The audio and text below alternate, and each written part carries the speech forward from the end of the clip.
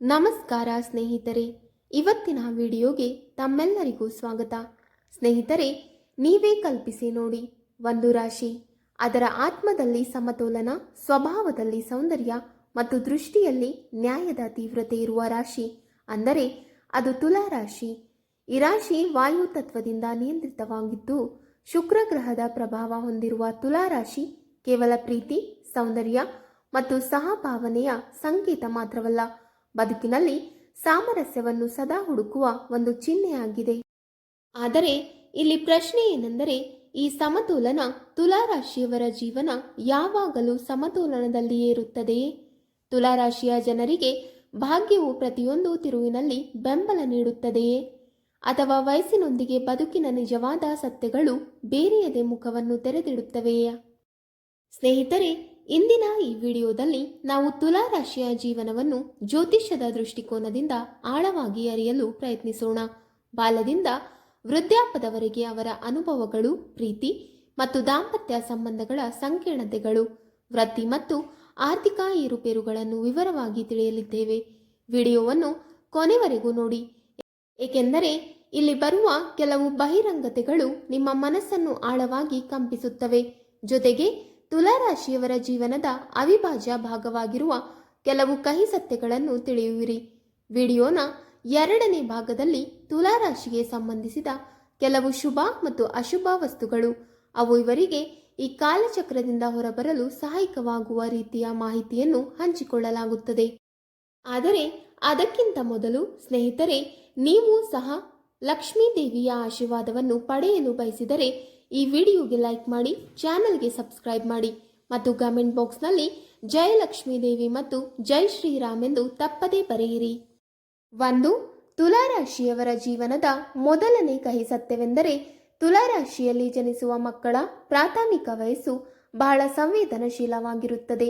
ಇವರ ಸ್ವಾಮಿ ಗ್ರಹವಾದ ಶುಕ್ರನು ಸೌಂದರ್ಯ, ಮೃದುತ್ವ ಮತ್ತು ಆಕರ್ಷಣೆಯ ಪ್ರತೀಕ. ಆದರೆ ಜನನದಿಂದ 15 ವರ್ಷದ ವಯಸ್ಸಿನವರೆಗೆ ಇವರ ಜೀವನ ಯಾವಾಗಲೂ ಸುಗಮವಾಗಿರುವುದಿಲ್ಲ. ಶುಕ್ರನು ಅಶುಭ ಭಾವದಲ್ಲಿ ಇರುವುದಾದರೂ ಅಥವಾ ರಾಹು ಶನಿಗಳ ದೃಷ್ಟಿ ಬಿದ್ದರೂ ಈ ವಯಸ್ಸು ಸಂಕಷ್ಟಗಳಿಂದ ತುಂಬಿರುತ್ತದೆ. ಈ ಅವಧಿಯಲ್ಲಿ ಹಲವಾರು ತುಲಾರಾಶಿಯ ಮಕ್ಕಳಿಗೆ ಪೋಷಕರ ಆರೋಗ್ಯ ಸಮಸ್ಯೆಗಳು, ಮನೆಯ ಅಶಾಂತಿ ಅಥವಾ ಶಾಲೆಯಲ್ಲಿ ಮನಸ್ಸು ಕೇಂದ್ರೀಕರಿಸದ ತೊಂದರೆಗಳು ಎದುರಾಗಬಹುದು. ಇವರು ಇತರರ ಭಾವನೆಗಳನ್ನು ಆಳವಾಗಿ ಅರ್ಥ ಮಾಡಿಕೊಳ್ಳುತ್ತಾರೆ, ಆದರೆ ತಮ್ಮ ಮಾತನ್ನು ಹೇಳಲು ಕಷ್ಟಪಡುತ್ತಾರೆ. ಕುಟುಂಬದಲ್ಲಿ ನಿರ್ಲಕ್ಷ್ಯ ಅನುಭವಿಸಿದರೆ ಇವರೊಳಗೆ ಆತ್ಮವಿಶ್ವಾಸದ ಕೊರತೆ ಹುಟ್ಟಿಕೊಳ್ಳುತ್ತದೆ. ಕೆಲವರಿಗೆ ಶಾಲೆಯನ್ನು ಮತ್ತೆ ಮತ್ತೆ ಬದಲಾಯಿಸುವ ಪರಿಸ್ಥಿತಿ ಅಥವಾ ವಿದ್ಯಾಭ್ಯಾಸದಲ್ಲಿ ಅಡೆತಡೆ ಉಂಟಾಗುತ್ತದೆ, ವಿಶೇಷವಾಗಿ ಕುಂಡಲಿಯಲ್ಲಿ ಚಂದ್ರನು ನೀಚ ಸ್ಥಿತಿಯಲ್ಲಿ ಇದ್ದರೆ. ಆದರೆ ಇದೇ ವಯಸ್ಸಿನಲ್ಲಿ ಶುಕ್ರನು ಶುಭವಾಗಿದ್ದರೆ, ಚಂದ್ರನು ಬಲವಾಗಿದ್ದರೆ ಮತ್ತು ಗುರುನ ಕೃಪೆ ದೊರೆತರೆ ಈ ಮಕ್ಕಳು ಅಸಾಧಾರಣ ಸೌಂದರ್ಯ, ಉತ್ತಮ ವರ್ತನೆ, ನಿಪುಣತೆ ಹಾಗೂ ಕಲೆ ಕ್ಷೇತ್ರದಲ್ಲಿ ಆಶ್ಚರ್ಯಕರ ರೀತಿಯಲ್ಲಿ ಮುನ್ನಡೆಯುತ್ತಾರೆ. 2. ತುಲಾರಾಶಿಯವರ ಜೀವನದ ಎರಡನೇ ಕಹಿ ಸತ್ಯವೆಂದರೆ, ತುಲಾರಾಶಿಯವರ ಜೀವನದಲ್ಲಿ 16ರಿಂದ 25ರ ವಯಸ್ಸು ಒಂದು ತೀವ್ರವಾದ ಘಟ್ಟ. ಈ ಸಮಯದಲ್ಲಿ ಹೃದಯ, ಮನಸ್ಸು ಮತ್ತು ಜಗತ್ತು ಇವು ಮೂರು ಪರಸ್ಪರ ಸಂಘರ್ಷಗೊಳ್ಳುತ್ತವೆ. ಶುಕ್ರನ ಪ್ರಭಾವ ಹೆಚ್ಚಿರುವುದರಿಂದ ಈ ವಯಸ್ಸು ಪ್ರೀತಿ, ಆಕರ್ಷಣೆ ಮತ್ತು ಸಂಬಂಧಗಳ ಕಡೆ ಹೆಚ್ಚು ಒಲವು ತರುತ್ತದೆ. ಆದರೆ ಈ ಶುಕ್ರನು ಶನಿ ಅಥವಾ ರಾಹುವಿನ ಪ್ರಭಾವಕ್ಕೆ ಒಳಗಾದರೆ ಪ್ರೀತಿಯಲ್ಲಿ ಮೋಸ, ಹೃದಯ ಭಂಗದ ನೋವು ಮತ್ತು ಏಕಾಂತದ ಮೌನವು ಮನಸ್ಸನ್ನು ಆಳವಾಗಿ ನೋಯಿಸುತ್ತದೆ. ಅವಧಿಯಲ್ಲಿ ಇವರಿಗೆ ಬಹುಸಾರಿ ಪ್ರೀತಿ ದೊರಕಿದರೂ ಅದು ಅಪೂರ್ಣವಾಗಿಯೇ ಉಳಿಯುತ್ತದೆ ಮತ್ತು ಆ ಅಪೂರ್ಣತೆ ಇವರನ್ನು ಒಳಗಿನಿಂದಲೇ ಮುರಿಯುತ್ತದೆ. ಶಿಕ್ಷಣ ಮತ್ತು ವೃತ್ತಿ ಜೀವನದ ದೃಷ್ಟಿಯಿಂದ ನೋಡಿದರೆ ಈ ಸಮಯದಲ್ಲಿ ತುಲಾರಾಶಿಯವರು ದಾರಿ ತಪ್ಪುವ ಸಾಧ್ಯತೆ ಹೆಚ್ಚು. ಗುರುಗ್ರಹ ದುರ್ಬಲವಾಗಿದ್ದರೆ ಅಥವಾ ದಶಾ ಅಂತರ ದಶೆಯಲ್ಲಿ ಮಂಗಳ ಮತ್ತು ರಾಹು ಅನುಕೂಲಕರವಾಗಿರದಿದ್ದರೆ ಇವರು ತಮ್ಮ ದಾರಿಯನ್ನು ಮತ್ತೆ ಮತ್ತೆ ಬದಲಾಯಿಸುತ್ತಾರೆ. ಕೆಲವೊಮ್ಮೆ ಕೋಚಿಂಗ್, ಕೆಲವೊಮ್ಮೆ ಕಾಲೇಜು, ಕೆಲವೊಮ್ಮೆ ಸ್ಪರ್ಧಾತ್ಮಕ ಪರೀಕ್ಷೆಗಳು, ಆದರೆ ಫಲಿತಾಂಶ ಕೈಗೆ ಬರುವುದಿಲ್ಲ. ಆರ್ಥಿಕವಾಗಿ ಕೂಡ ಈ ಸಮಯದಲ್ಲಿ ಅನೇಕ ತುಲಾರಾಶಿಯವರು ಹೋರಾಡುತ್ತಿರುತ್ತಾರೆ. ಜೇಬಿನಲ್ಲಿ ಹಣ ಇರುವುದಿಲ್ಲ, ಆದರೆ ಹೃದಯದಲ್ಲಿ ದೊಡ್ಡ ಕನಸುಗಳೇ ಇರುತ್ತವೆ. ಈ ದ್ವಂದ್ವವೇ ಇವರನ್ನು ಒಳಗಿನಿಂದ ನುಂಗುತ್ತಿರುತ್ತದೆ. 3. ತುಲಾರಾಶಿಯವರ ಜೀವನದ ಮೂರನೇ ಕಹಿ ಸತ್ಯವೆಂದರೆ, ತುಲಾರಾಶಿಯವರ ಅತ್ಯಂತ ದೊಡ್ಡ ಶಕ್ತಿ ಅವರ ಸಮತೋಲನ. ಏಕೆಂದರೆ ಪ್ರೀತಿಯಲ್ಲಿ ಸೋಲಾದರೂ ಅಥವಾ ವಿದ್ಯಾಭ್ಯಾಸದಲ್ಲಿ ವಿಫಲವಾದರೂ ಇವರು ಸುಲಭವಾಗಿ ಮುರಿದು ಬೀಳುವುದಿಲ್ಲ. ಶುಕ್ರ ಮತ್ತು ಗುರುನ ಸಂಯೋಜನೆ ಉತ್ತಮವಾಗಿದ್ದರೆ ಅಥವಾ ಯಾವುದೇ ಶುಭ ಗ್ರಹದ ಮಹಾದಶೆ ಆರಂಭವಾದರೆ ಈ ಯುವಕರು ಅದ್ಭುತ ಸೃಜನಶೀಲತೆ, ಡಿಸೈನಿಂಗ್, ಸಂಗೀತ, ಮಾಧ್ಯಮ, ಫ್ಯಾಷನ್ ಅಥವಾ ಕಾನೂನು ಕ್ಷೇತ್ರಗಳಲ್ಲಿ ಯಶಸ್ಸಿನ ದಾರಿ ಹಿಡಿಯುತ್ತಾರೆ. ಈ ವಯಸ್ಸಿನಲ್ಲಿ ಸರಿಯಾದ ಮಾರ್ಗದರ್ಶನ ಮತ್ತು ಸ್ವಲ್ಪ ಆತ್ಮಬಲ ದೊರಕಿದರೆ ತುಲಾರಾಶಿಯವರು ಕೇವಲ ಪ್ರೀತಿಯ ಅರ್ಥವನ್ನು ಮಾತ್ರ ಗ್ರಹಿಸುವುದಲ್ಲದೆ ಜೀವನದ ದೊಡ್ಡ ಚಿತ್ರವನ್ನು ನೋಡುವುದನ್ನು ಆರಂಭಿಸುತ್ತಾರೆ. 4. ತುಲಾರಾಶಿಯವರ ಜೀವನದ 4ನೆಯ ಕಹಿ ಸತ್ಯವೆಂದರೆ ತುಲಾರಾಶಿಯವರಿಗೆ 26ರಿಂದ 35 ವರ್ಷದ ವಯಸ್ಸು ಬದುಕಿನ ನಿಜವಾದ ಕನ್ನಡಿ ತೋರಿಸುವ ಅವಧಿ. ಯೌವನದಲ್ಲಿ ಕಟ್ಟಿಕೊಂಡ ಕನಸುಗಳು ಈ ಸಮಯದಲ್ಲಿ ವಾಸ್ತವಿಕತೆಯೊಂದಿಗೆ ಮುಖಾಮುಖಿಯಾಗುತ್ತವೆ. ಈ ವಯಸ್ಸಿನಲ್ಲಿ ಅನೇಕ ತುಲಾರಾಶಿಯವರು ವೃತ್ತಿ ಮತ್ತು ಸಂಬಂಧಗಳ ದ್ವಂದ್ವ ದಾರಿಯಲ್ಲಿ ನಿಂತುಕೊಂಡಿರುವಂತೆ ಕಾಣುತ್ತಾರೆ. ಶುಕ್ರ ಬಲವಾಗಿದ್ದು ಗುರುನ ಶುಭ ದೃಷ್ಟಿ ಇದ್ದರೆ ಇದೇ ಸಮಯ ಇವರಿಗೆ ಮಾನ, ಸನ್ಮಾನ, ಪ್ರೀತಿ ಮತ್ತು ವೃತ್ತಿಯಲ್ಲಿ ಶಿಖರಕ್ಕೆ ಕೊಂಡೊಯ್ಯುತ್ತದೆ. ಆದರೆ ಕುಂಡಲಿಯಲ್ಲಿ ರಾಹು, ಶನಿ ಅಥವಾ ಮಂಗಳನು ತಿರುವು ಮಾಡಿದರೆ ಇವರಿಗೆ ಮತ್ತೆ ಮತ್ತೆ ಮೋಸ, ವಿಫಲತೆ ಮತ್ತು ಏಕಾಂತ ಅನುಭವವಾಗುತ್ತದೆ. ಪ್ರೀತಿ ಮತ್ತು ದಾಂಪತ್ಯದ ದೃಷ್ಟಿಯಿಂದ ಈ ವಯಸ್ಸು ತುಲಾರಾಶಿಯವರಿಗಾಗಿ ಭಾವನಾತ್ಮಕ ಪರೀಕ್ಷೆಯ ಸಮಯ. ಇವರು ಹೃದಯದಿಂದ ನಿಭಾಯಿಸುವ ಸಂಬಂಧಗಳಲ್ಲೇ ಚಿರುಗಳು ಕಾಣಿಸಿಕೊಳ್ಳುತ್ತವೆ. ಹಲವರು ಈ ಸಮಯದಲ್ಲಿ ವಿವಾಹವಾಗುತ್ತಾರೆ, ಆದರೆ ವೈವಾಹಿಕ ಜೀವನದಲ್ಲಿ ಸಮತೋಲನ ಸಾಧಿಸುವುದು ಕಷ್ಟವಾಗುತ್ತದೆ. ಕಾರಣ ಶುಕ್ರ ಪ್ರಭಾವದಿಂದ ಭಾವನೆಗಳಲ್ಲಿ ತೇಲುವ ಸ್ವಭಾವ.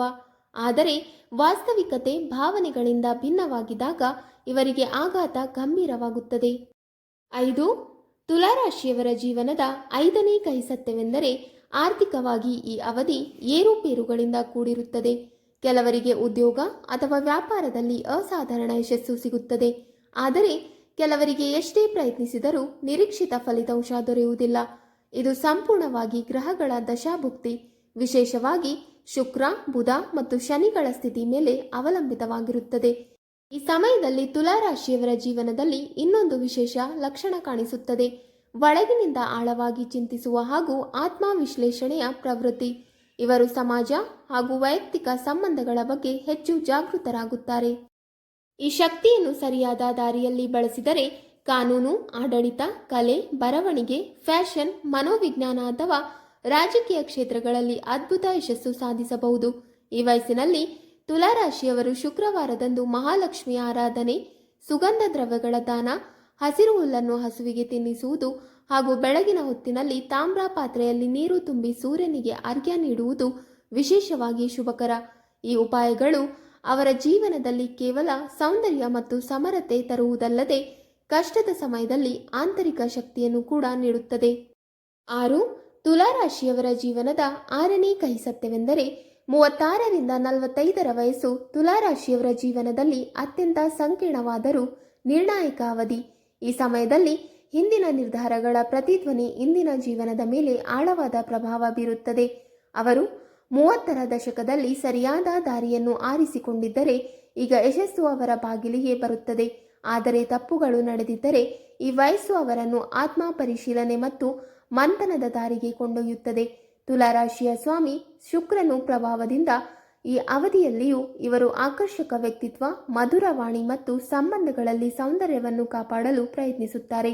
ಆದರೆ ಹಲವಾರು ಬಾರಿ ಈ ಪ್ರಯತ್ನಗಳು ಇವರನ್ನು ದಣಿವುಗೊಳಿಸುತ್ತವೆ, ಏಕೆಂದರೆ ಈಗ ಜೀವನವು ಭಾವನೆಗಿಂತ ಹೆಚ್ಚಾಗಿ ವಾಸ್ತವಿಕತೆಯಲ್ಲಿ ಬದುಕಲು ಒತ್ತಾಯಿಸುತ್ತದೆ. ಈ ವಯಸ್ಸಿನಲ್ಲಿ ಅವರ ವೈವಾಹಿಕ ಜೀವನದ ನಿಜವಾದ ಪರೀಕ್ಷೆ ಆರಂಭವಾಗುತ್ತದೆ. ಅನೇಕ ತುಲಾರಾಶಿಯವರು ಈ ಸಮಯದಲ್ಲಿ ಭಾವನಾತ್ಮಕ ದೂರ, ತಪ್ಪು ಅರ್ಥೈಸಿಕೆ ಮತ್ತು ಪರಸ್ಪರ ಹೊಂದಾಣಿಕೆಯ ಕೊರತೆಯನ್ನು ಅನುಭವಿಸುತ್ತಾರೆ. ಆದರೆ ಶುಕ್ರ ಮತ್ತು ಚಂದ್ರನು ಶುಭವಾಗಿದ್ದರೆ ದಂಪತಿಗಳು ಒಟ್ಟಿಗೆ ಜೀವನದ ಸಂಕೀರ್ಣತೆಗಳನ್ನು ಪರಿಹರಿಸಿಕೊಳ್ಳುತ್ತಾರೆ.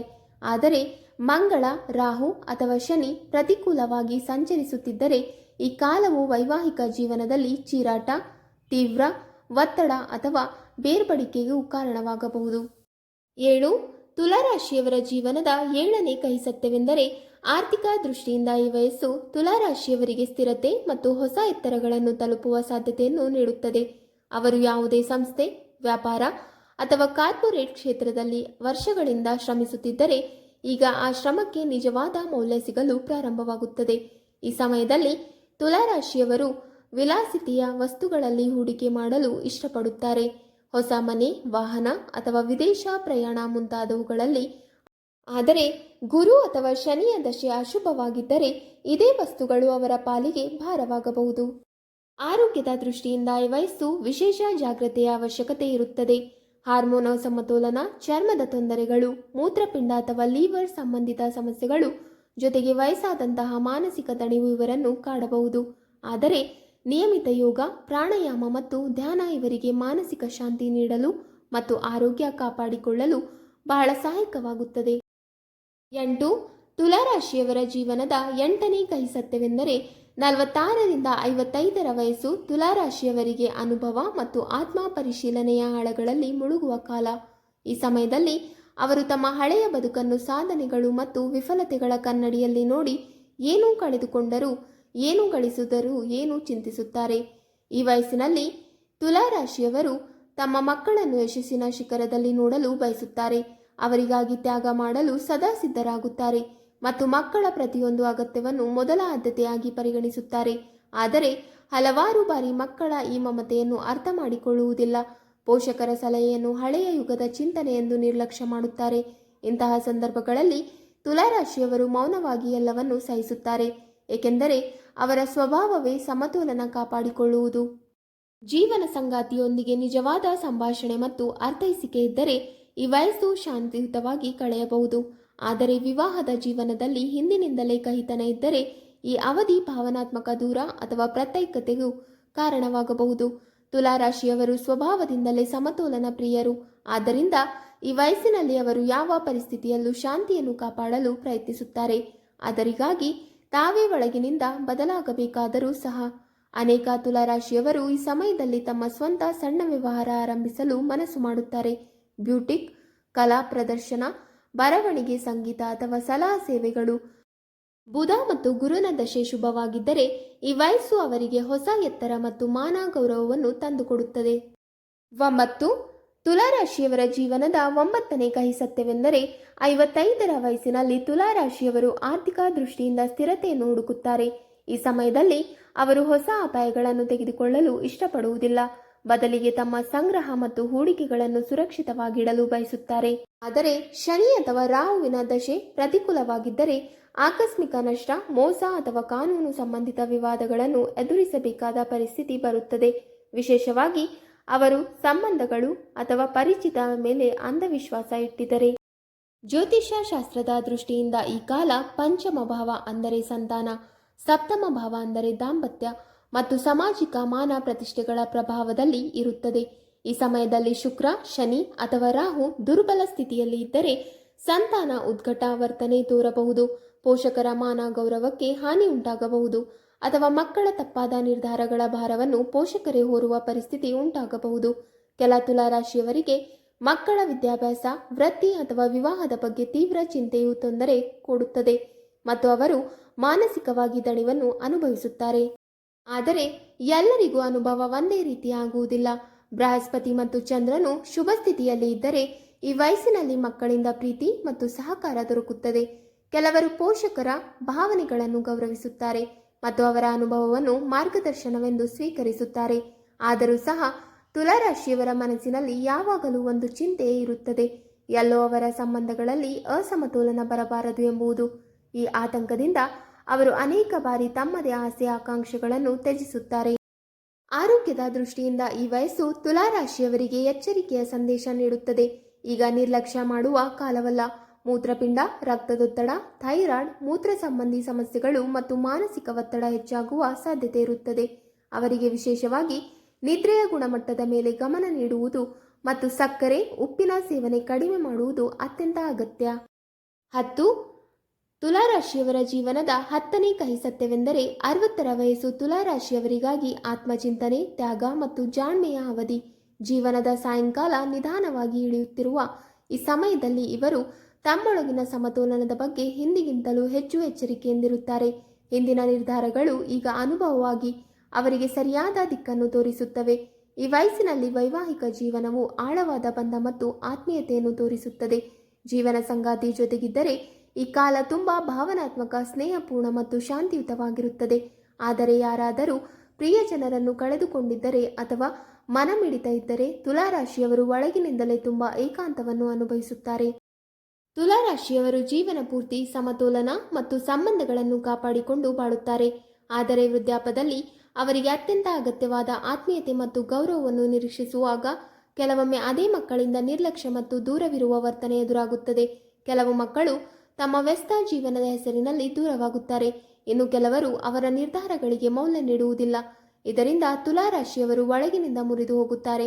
ಸಂಬಂಧಗಳನ್ನು ಉಳಿಸಲು ಅವರು ಮೌನವಾಗುತ್ತಾರೆ. ಆದರೆ ಈ ಮೌನವೇ ಅವರ ಹೃದಯದಲ್ಲಿ ಆಳವಾದ ಖಾಲಿತನವನ್ನು ತುಂಬುತ್ತದೆ. ಅನೇಕ ಬಾರಿ ಅವರು ತಮ್ಮ ಆರ್ಥಿಕ ಪರಿಸ್ಥಿತಿಯನ್ನು ಮಕ್ಕಳ ಅಗತ್ಯಗಳಿಗೆ ಹೊಂದಿಸಿಕೊಳ್ಳುತ್ತಾರೆ. ತಮ್ಮ ಆಸೆಗಳನ್ನು ಬಲಿದಾನ ಮಾಡುತ್ತಾರೆ. ಆದರೂ ಸಹ ಅವರನ್ನು ಕೃತಜ್ಞತೆಯ ದೃಷ್ಟಿಯಿಂದ ನೋಡುವ ಬದಲು ಬೇರೆಯೇ ಕಣ್ಣಿನಿಂದ ನೋಡಲಾಗುತ್ತದೆ.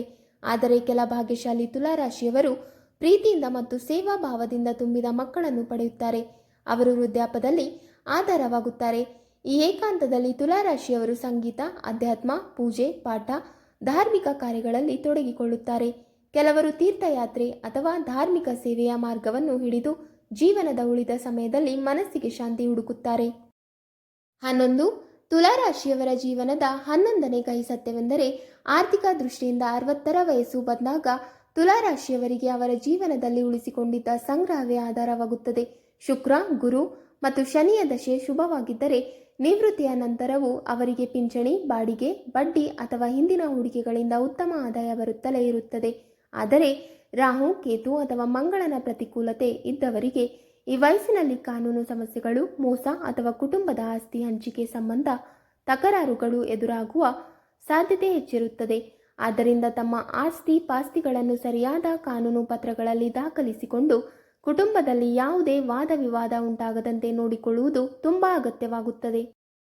ಈ ಸಮಯದಲ್ಲಿ ತುಲಾರಾಶಿಯವರು ತಮ್ಮನ್ನು ಮಾನಸಿಕವಾಗಿ ಚುರುಕುಗೊಳಿಸಿಕೊಂಡು ಸದಾ ಸಕಾರಾತ್ಮಕ ಮನೋಭಾವದಲ್ಲಿ ಇರುವುದು ಮುಖ್ಯ. ಅದಕ್ಕಾಗಿ ಯೋಗ, ಧ್ಯಾನ ಮತ್ತು ನಿಯಮಿತ ನಡಿಗೆ ಅವರ ಆರೋಗ್ಯ ಮತ್ತು ಮಾನಸಿಕ ಶಾಂತಿಗಾಗಿ ಅತ್ಯಂತ ಪ್ರಯೋಜನಕಾರಿಯಾಗುತ್ತದೆ. 12. ತುಲಾರಾಶಿಯವರ ಜೀವನದ 12ನೇ ಕಹಿ ಸತ್ಯವೆಂದರೆ ತುಲಾರಾಶಿಯವರ ಜೀವನದ ಅಂತಿಮ ಘಟ್ಟವು ಕೂಡ ಚಂದ್ರನ ಶಾಂತಿ, ಶುಕ್ರನ ಸೌಮ್ಯತೆ ಮತ್ತು ಶನಿಯ ನ್ಯಾಯದ ನೆರಳಿನಲ್ಲಿ ನಡೆಯುತ್ತದೆ. ಜೀವನ ಪೂರ್ತಿ ಸಮತೋಲನ ಕಾಪಾಡಿದ ಇತರರ ಭಾವನೆಗಳನ್ನು ತನ್ನ ಆದ್ಯತೆಯಾಗಿ ಕಂಡ ತುಲಾರಾಶಿಯವರು ಮರಣವನ್ನು ಸಹ ಒಂದು ಕಲೆಯಂತೆ ಸ್ವೀಕರಿಸುತ್ತಾರೆ. ಅವರ ಅಂತಿಮ ಕ್ಷಣಗಳು ಯಾವ ಕಲಾವಿದನು ತನ್ನ ಕೊನೆಯ ಚಿತ್ರವನ್ನು ಅರ್ಥದಲ್ಲೇ ಬಿಟ್ಟು ನಗುತ್ತಾ ಹೊರಟಂತೆ ಶಾಂತ ಮತ್ತು ಸಮಾಧಾನಕರವಾಗಿರುತ್ತದೆ. ತುಲಾರಾಶಿಯವರು ಜೀವನ ಪೂರ್ತಿ ಸಮತೋಲನ, ಪ್ರೀತಿ ಮತ್ತು ಸೌಮ್ಯತೆಯ ಸಂಕೇತವಾಗಿರುವುದರಿಂದ ಕೊನೆಯ ಕ್ಷಣದಲ್ಲಿಯೂ ತಮ್ಮ ಪ್ರಿಯ ಜನರಿಗೆ ಆಶೀರ್ವಾದ ಮತ್ತು ಶಾಂತಿಯ ಸಂದೇಶವನ್ನು ಬಿಟ್ಟು ಹೋಗುತ್ತಾರೆ. ಅವರ ಮುಖದಲ್ಲಿ ಆ ಸಮಯದಲ್ಲಿ ಒಂದು ಗಾಢ ತೃಪ್ತಿ ಕಾಣಿಸುತ್ತದೆ. ಜೀವನದಲ್ಲಿ ತಾವೇನು ಎಷ್ಟೇ ಮುರಿದರೂ ಯಾರ ಹೃದಯವನ್ನು ಒಡೆಯಲಿಲ್ಲ ಎಂಬ ಭಾವನೆಯ ತೃಪ್ತಿ. ಮರಣದ ಸಮಯದಲ್ಲಿ ತುಲಾರಾಶಿಯವರ ಕಣ್ಣುಗಳು ಏನೋ ಹೇಳುವಂತಿರುತ್ತದೆ, ನಾನು ಎಲ್ಲರಿಗೂ ನ್ಯಾಯ ಮತ್ತು ಪ್ರೀತಿಯ ಆಶೀರ್ವಾದವನ್ನು ಬಿಟ್ಟು ಹೋಗುತ್ತಿದ್ದೇನೆ ಎಂದು. ಮನೆಯ ಅಂಗಳದಲ್ಲಿ ಅವರ ದೇಹದ ಸಾನ್ನಿಧ್ಯ ಇರದಿದ್ದರೂ ಕೂಡ ಅವರ ಮಧುರವಾಣಿ, ಸೌಮ್ಯ ನಗು ಮತ್ತು ಎಲ್ಲರನ್ನು ಒಂದಾಗಿ ಕಟ್ಟುವ ಶಕ್ತಿ ಇನ್ನು ದೀರ್ಘಕಾಲ ಮನೆತನದಲ್ಲಿ ಪ್ರತಿಧ್ವನಿಸುತ್ತದೆ. ಅವರ ಹೊರಟು ಹೋಗುವುದು ಯಾವತ್ತೂ ಗದ್ದಲವನ್ನಾಗಿಸುವುದಿಲ್ಲ. ಬದಲಿಗೆ ಅದು ಮೌನ ಸಂಗೀತದಂತೆ ಆತ್ಮದೊಳಗೆ ಇಳಿಯುತ್ತದೆ. ಅದನ್ನು ಮರೆಯುವುದು ಕಷ್ಟವೇ ಅಲ್ಲ, ಅಸಾಧ್ಯವೂ ಆಗುತ್ತದೆ. ಈಗ ನಾವು ತಿಳಿದುಕೊಳ್ಳೋಣ ತುಲಾರಾಶಿಯವರಿಗೆ ಯಾವ ಯಾವ ವಸ್ತುಗಳು ಶುಭ, ಅಶುಭವೆಂದು ಪರಿಗಣಿಸಲಾಗುತ್ತದೆ ಹಾಗೂ ಗ್ರಹ ಶಾಂತಿಯ ಉಪಾಯಗಳು ಯಾವುವು ಎಂಬುದನ್ನು. ಏಕೆಂದರೆ ಇವು ತುಲಾರಾಶಿ ಜನರ ಜೀವನದಲ್ಲಿ ಅತ್ಯಂತ ಮಹತ್ತರವಾದ ಪಾತ್ರವನ್ನು ವಹಿಸುತ್ತವೆ. ವಿಶೇಷವಾಗಿ ಕೆಲವು ವಸ್ತುಗಳು ಇವರಿಗೆ ಶುಭಕರ ಎಂದು ಪರಿಗಣಿಸಲ್ಪಟ್ಟಿದ್ದು ಅವು ಜೀವನದಲ್ಲಿ ಅದೃಷ್ಟ, ಸಮತೋಲನ ಮತ್ತು ಸುಖ ಸಂಪತ್ತನ್ನು ತರಲಾಗುವುದು. ಜ್ಯೋತಿಷ್ಯ ಶಾಸ್ತ್ರದ ಪ್ರಕಾರ ತುಲಾರಾಶಿಯ ಸ್ವಾಮಿ ಶುಕ್ರ ಗ್ರಹ. ಇದು ಸೌಂದರ್ಯ, ಪ್ರೀತಿ, ವೈಭವ ಹಾಗೂ ಕಲೆಗಳ ಪ್ರತಿನಿಧಿಯಾಗಿದೆ. ಆದ್ದರಿಂದ ಈ ರಾಶಿಯವರಿಗೆ ಕೆಲವು ವಸ್ತುಗಳು ವಿಶೇಷವಾಗಿ ಶುಭಕರವೆಂದು ಪರಿಗಣಿಸಲಾಗುತ್ತದೆ. ಉದಾಹರಣೆಗೆ ಸುಗಂಧಿತ ಇತ್ರಗಳು, ಬೆಳ್ಳಿಯ ವಸ್ತುಗಳು, ಬಿಳಿ ಮತ್ತು ಗುಲಾಬಿ ಬಣ್ಣದ ಬಟ್ಟೆಗಳು ಅಥವಾ ರುಮಾಲು, ಮುತ್ತು ಅಥವಾ ಓಪಲ್ ರತ್ನ, ಆಕರ್ಷಕ ತಾಮ್ರ ಅಥವಾ ಬೆಳ್ಳಿಯ ಪಾತ್ರೆಗಳು, ಕಮಲದ ಹೂವು, ಬಿಳಿ ಚಂದನ ಹಾಗೂ ಬೆಳ್ಳಿಯ ನಾಣ್ಯಗಳು ಇವರಿಗೆ ಅತ್ಯಂತ ಶುಭಕರ.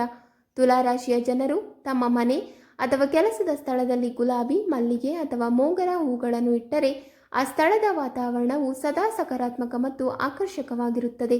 ಅದೇ ರೀತಿ ಸುಂದರ ಕಲಾತ್ಮಕ ಚಿತ್ರಗಳು, ಸೌಂದರ್ಯದ ವಸ್ತುಗಳು, ಕನ್ನಡಿ ಅಥವಾ ಸುಂದರ ಸಂಗೀತಕ್ಕೆ ಸಂಬಂಧಿಸಿದ ವಸ್ತುಗಳು ಕೂಡ ಇವರ ಜೀವನದಲ್ಲಿ ಶುಭ ಫಲ ನೀಡುವಂತಿವೆ.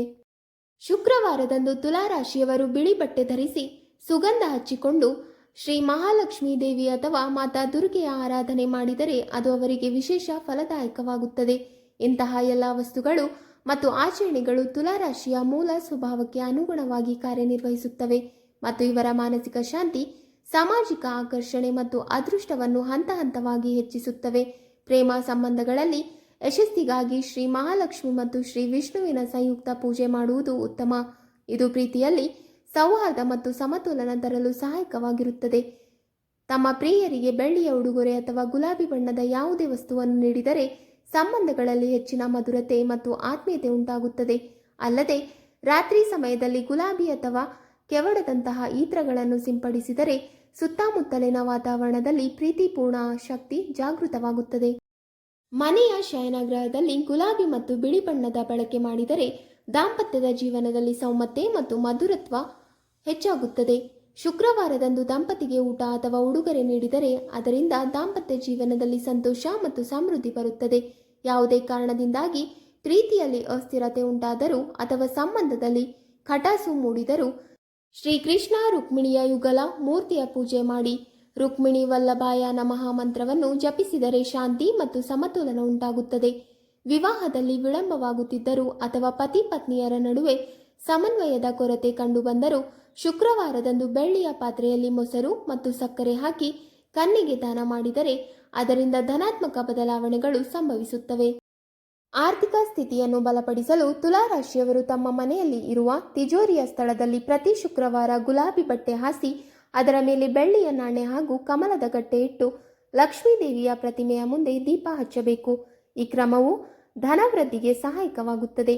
ಯಾರಾದರೂ ವ್ಯಾಪಾರದಲ್ಲಿ ಮತ್ತೆ ನಷ್ಟ ಅನುಭವಿಸುತ್ತಿದ್ದರೆ ಅಥವಾ ಆದಾಯದ ಮೂಲಗಳು ಕಡಿಮೆ ಆಗುತ್ತಿದ್ದರೆ ಶುಕ್ರವಾರದಂದು 5 ಕನ್ಯೆಯರಿಗೆ ಚೂಡಿ, ಬಿಂದಿ, ರಿಬ್ಬನ್, ಕನ್ನಡಿಯಂತಹ ಶೃಂಗಾರ ಸಾಮಗ್ರಿಗಳನ್ನು ಕೊಡುವುದು ಶುಕ್ರಗ್ರಹವನ್ನು ಪ್ರಸನ್ನಗೊಳಿಸುವ ಅತ್ಯುತ್ತಮ ಉಪಾಯವಾಗಿದೆ. ಇದಲ್ಲದೆ ವಾಸ್ತು ಪ್ರಕಾರ ಮನೆಯ ಅಥವಾ ವ್ಯವಹಾರ ಸ್ಥಳದ ಉತ್ತರ ದಿಕ್ಕನ್ನು ಸ್ವಚ್ಛ, ಸುವ್ಯವಸ್ಥಿತ ಮತ್ತು ಸುಗಂಧಿತವಾಗಿಟ್ಟುಕೊಳ್ಳುವುದು ಅತ್ಯಂತ ಮುಖ್ಯ. ಏಕೆಂದರೆ ಈ ದಿಕ್ಕು ಧನ ಆಗಮನಕ್ಕೆ ಕಾರಣವಾಗುತ್ತದೆ. ಅಲ್ಲದೆ ಅಲ್ಲಿ ನೀರಿನಿಂದ ತುಂಬಿದ ಬೆಳ್ಳಿಯ ಪಾತ್ರೆಯನ್ನು ಇಟ್ಟರೆ ಆರ್ಥಿಕ ಅಡಚಣೆಗಳು ದೂರವಾಗಿ ಸಮೃದ್ಧಿ ಹೆಚ್ಚಾಗುತ್ತದೆ. ಪ್ರತಿದಿನ ಬೆಳಿಗ್ಗೆ ಶ್ರೀ ಸೂಕ್ತದ ಪಠಣ ಹಾಗೂ ಶುಕ್ರವಾರದಂದು ಕನಕಧಾರ ಸ್ತೋತ್ರದ ಪಠಣ ಮಾಡಿದರೆ ದೇವಿ ಲಕ್ಷ್ಮಿಯ ಅನುಗ್ರಹ ದೊರೆಯುತ್ತದೆ. ತುಲಾರಾಶಿಯವರು ಯಾರಿಗಾದರೂ ಸಾಲ ಕೊಡುವಾಗ ಅಥವಾ ಯಾವುದೇ ಆರ್ಥಿಕ ನಿರ್ಧಾರ ಕೈಗೊಳ್ಳುವಾಗ ಶುಕ್ರವಾರ ಮತ್ತು ಬುಧವಾರಕ್ಕೆ ವಿಶೇಷ ಆದ್ಯತೆ ನೀಡಬೇಕು. ಏಕೆಂದರೆ ಈ ದಿನಗಳು ಇವರಿಗೆ ಅದೃಷ್ಟದಾಯಕವೆಂದು ಪರಿಗಣಿಸಲಾಗುತ್ತದೆ. ಇದಲ್ಲದೆ ಅನಾವಶ್ಯಕ ಖರ್ಚನ್ನು ತಪ್ಪಿಸುವ ಅಭ್ಯಾಸ ಬೆಳೆಸಿಕೊಳ್ಳುವುದು ಮುಖ್ಯ. ಏಕೆಂದರೆ ತುಲಾರಾಶಿಯ ಸ್ವಭಾವವೇ ಸೌಂದರ್ಯ ಮತ್ತು ಭವ್ಯತೆ ಕಡೆ ಆಕರ್ಷಿತವಾಗಿರುವುದರಿಂದ ಕೆಲವೊಮ್ಮೆ ಅದು ಅನಗತ್ಯ ಖರ್ಚಿಗೆ ಕಾರಣವಾಗುತ್ತದೆ. ತುಲಾರಾಶಿಯ ಸ್ವಾಮಿ ಶುಕ್ರ ಗ್ರಹವಾಗಿದ್ದು ಅದು ಸೌಂದರ್ಯ, ಸಮತೋಲನ ಮತ್ತು ಶಾಂತಿಯ ಸಂಕೇತವಾಗಿದೆ. ಆದ್ದರಿಂದ ಈ ಗುಣಗಳಿಗೆ ವಿರುದ್ಧವಾದ ಅಂಶಗಳನ್ನು ದೂರವಿಡುವುದು ಅಗತ್ಯ. ಉದಾಹರಣೆಗೆ ಹಳೆಯ ಜಂಗು ಹಿಡಿದ ಲೋಹದ ವಸ್ತುಗಳು, ಒಡೆದ ಕನ್ನಡಿ, ಹಳೆಯ ಅಥವಾ ಹರಿದು ಹೋದ ಕಪ್ಪು ಬಟ್ಟೆ, ಒಡೆದ ಪಾತ್ರೆ, ಅಶುಚಿ ಬಟ್ಟೆ, ತೀವ್ರ ದುರ್ಗಂಧ ಹೊಂದಿದ ಸುಗಂಧ ದ್ರವ್ಯಗಳು, ಕತ್ತಲೆಯ ಕೋಣೆಯಲ್ಲಿ ಬಿದ್ದ ಒಣ ಹೂವುಗಳು ಅಥವಾ ಒಣಗಿದ ಸಸ್ಯಗಳು, ಅನಗತ್ಯವಾಗಿ ಕೂಡಿಸಿ ಇಟ್ಟ ಕಬ್ಬಿಣ ಇವು ತುಲಾರಾಶಿಗೆ ಹಾನಿಕಾರಕ. ಇದಲ್ಲದೆ ಅಶುಭ ರತ್ನಗಳು ಸಹ ಎಚ್ಚರಿಕೆಯ ಅಗತ್ಯ. ಉದಾಹರಣೆಗೆ ನೀಲಪುಷ್ಪರಾಜ ಗುರುಗ್ರಹ ಅನುಕೂಲಕರವಾಗದಿದ್ದರೆ ಧರಿಸಬಾರದು. ಗೋಮೇಧಕ ರಾಹು ದುಷ್ಪ್ರಭಾವಿತವಾಗಿರುವಾಗ ಧರಿಸಬಾರದು. ಸಲಹೆ ಇಲ್ಲದೆ ಧರಿಸಿದರೆ ತುಲಾರಾಶಿಯವರ ಜೀವನದಲ್ಲಿ ಆರ್ಥಿಕ ನಷ್ಟ, ಮಾನಸಿಕ ಒತ್ತಡ ಮತ್ತು ದಾಂಪತ್ಯ ಕಲಹ ಹೆಚ್ಚಾಗಬಹುದು.